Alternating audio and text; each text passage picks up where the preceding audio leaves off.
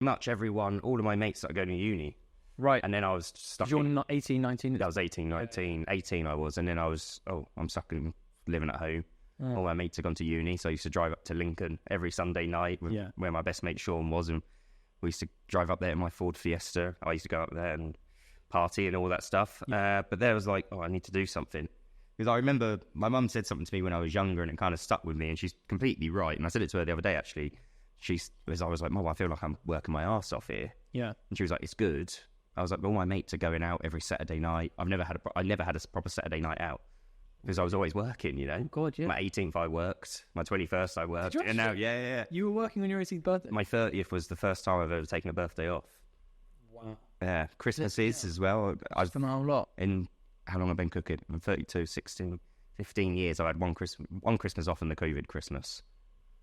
So that is like I know that sounds like I'm making a meal about whatever the phrase is, like making a big deal about it, but like that's a big deal. Like especially when you're young, like not doing anything on your 18th and just being in the kitchen. But is that quite normal? Sadly, it is. But I remember her saying to me, "You either work your backside off now, and live life when you're better, but live life when you're better off, kind of hopefully, in a lot of things, not just money, Because I remember having this jealous feel about all my mates who were going out and partying and living an 18-year-old life. Yeah. But I was obviously more not mature because I wanted it. I don't know what it is.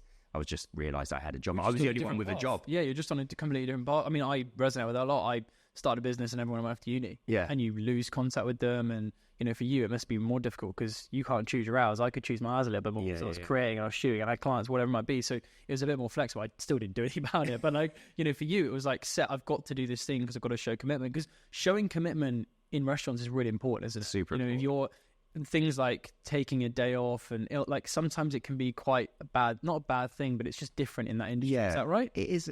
It's a tough industry, and I think that it's like any industry. If you want to make it, like I was just saying, my mum said to me, you work hard now, and you'll have your rewards later on in life. She said they're having their rewards now, but they're gonna have 90 grand's worth of uni debts, which all my mates now are like, I can't even pay them off or something. Yeah, it's crazy. So it is hard, and you do have to give up a lot. And I didn't have Rachel, my partner now, she's the first serious relationship we've ever had. Yeah. We've been together 6 years, you know. I was already head chef of a 1-star when we met each other.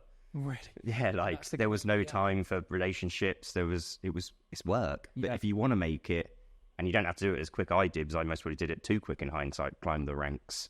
But when you get them jobs, you get them positions, you need to prove yourself and also make the most of the opportunity, right? That's a big thing. So 4 years in, you decide to leave. Why?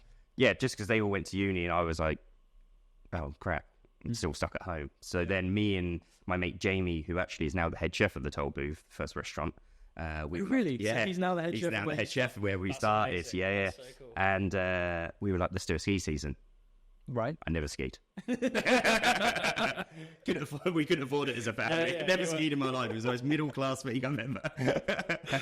So 6 months later, I'm on the top of Teen. I'm on the top of the glacier, and I'm getting taken down by Pistares because French national team were laughing at me. They were up there training for the Olympics, and you're there just like, no.